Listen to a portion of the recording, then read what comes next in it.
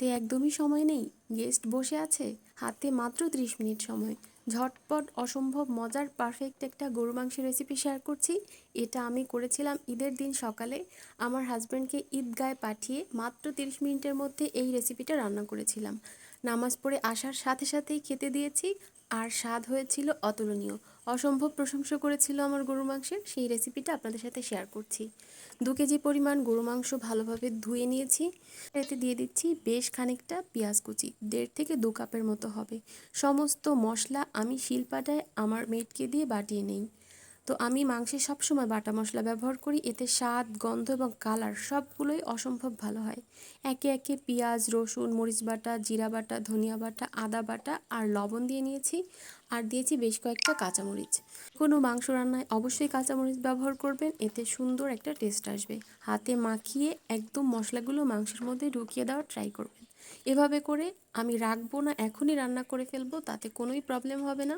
Pressure cooker use করছি দ্রুত রান্নার জন্য। প্রেশার কুকারে পরিমাণ মতো তেল দিয়ে গোটা গরম মশলা ফোড়ন দিয়ে আমি মাংসটা এর মধ্যে ঢেলে দিব। খুবই কম সময় লাগবে, জাস্ট দেখুন স্বাদ, গন্ধ, রং কোনোটাই কিন্তু কোনো অংশে কম হয়নি।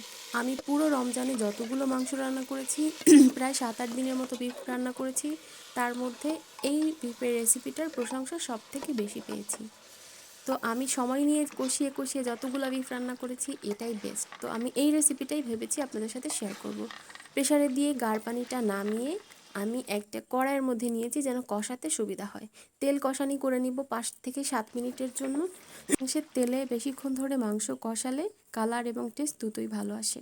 তেলটা উপরে উঠে আসলে জাস্ট পানি দিয়ে আলুটা সেদ্ধ হওয়া পর্যন্ত রান্না করব, ব্যাস। সব মিলাই আমার টাইম লেগেছে মোট 30 থেকে 35 মিনিট। একটু বেশি হিটে দিলে আরও কম সময় লাগবে আপনাদের। আপনারা এই রেসিপিটা যখন টাইম পাবেন না, খুব অল্প সময়ের মধ্যে মাংস সার্ভ করতে হবে, কোনো অকেশন থাকবে কিংবা গেস্ট আসবে, খুবই দ্রুত সময় কথা বলতে বলতেই কিন্তু আপনি রেসিপিটা করে ফেলতে পারবেন। টেস্ট মানে খেয়ে কিন্তু কেউ বুঝতেই পারবে না যে এটা আপনি ঝটপট করেছেন বা এই প্রসেসে করেছেন। তো কেমন লাগলো অবশ্যই জানাবেন।